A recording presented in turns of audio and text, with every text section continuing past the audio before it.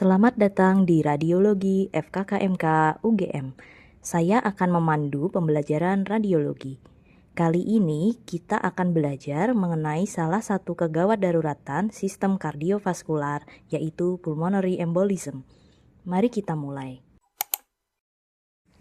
Secara anatomi, arteri pulmonalis utama atau trunkus pulmonalis adalah pembuluh darah besar yang keluar dari ventrikel kanan jantung. Trunkus pulmonalis terletak di bagian depan dan sedikit ke kanan dari aorta. Trunkus pulmonalis kemudian terbagi menjadi dua cabang besar, yaitu arteri pulmonalis kanan dan arteri pulmonalis kiri. Setelah berpisah dari trunkus pulmonalis, arteri pulmonalis kanan akan berjalan menuju paru-paru kanan dan terbagi menjadi cabang yang lebih kecil untuk menyuplai darah ke semua bagian paru kanan. Begitu pula dengan arteri pulmonalis kiri. Emboli pulmo merupakan suatu kondisi terjadinya oklusi parsial atau total pada salah satu atau beberapa cabang dari arteri pulmonal karena adanya trombus atau non-trombus seperti udara, lemak, ataupun tumor. Oklusi pada cabang dari arteri pulmonal dapat menimbulkan terjadinya infark pada paru.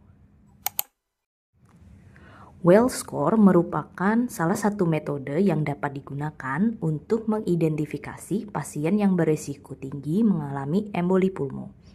Berikut merupakan variabel klinis dari Wells criteria.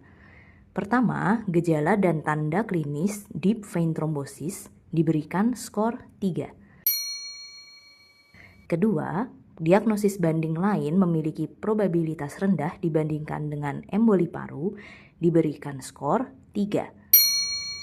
Selanjutnya, denyut jantung lebih dari 100 kali per menit diberikan skor 1,5. Imobilisasi lebih dari 3 hari atau operasi dalam 4 minggu terakhir diberikan skor 1,5.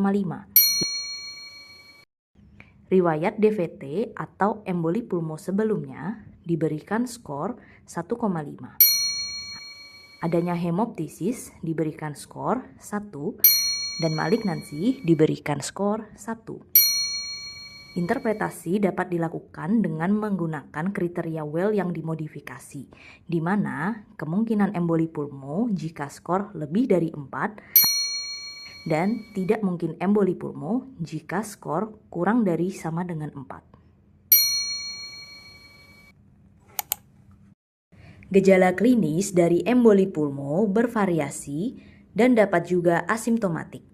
Gejala tersering yang ditemukan pada pasien emboli pulmo yang terkonfirmasi secara angiografi adalah dyspnea sebanyak 85%, nyeri dada pleuritik sebanyak 50%, batuk sebanyak 20%, sinkop sebanyak 14%, dan hemoptisis sebanyak 7%.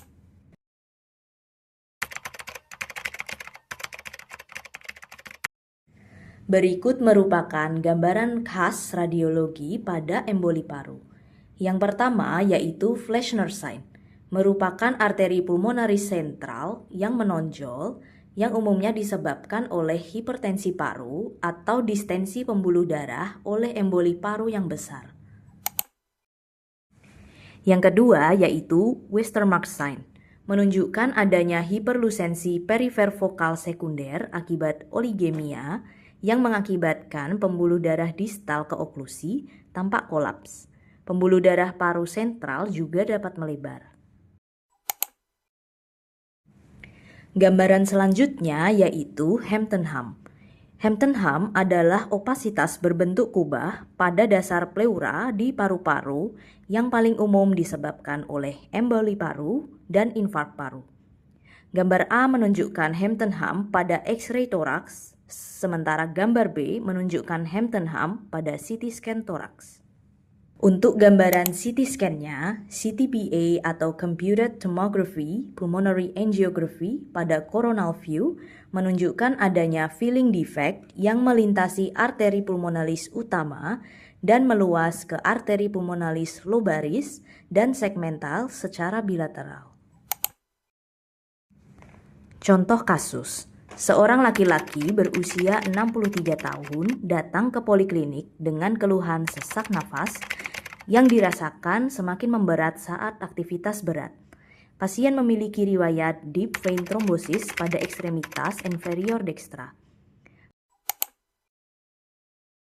Pemeriksaan MSCT kardiak dengan kontras didapatkan kesan pulmonary embolism pada main artery pulmonalis dextra yang ditunjukkan dengan panah biru dan partial thrombus pada vena pulmonalis dextra yang ditunjukkan dengan panah merah. Terima kasih sudah mengikuti video pembelajaran radiologi FKKMK UGM. Semoga bermanfaat dan sampai jumpa di video pembelajaran selanjutnya.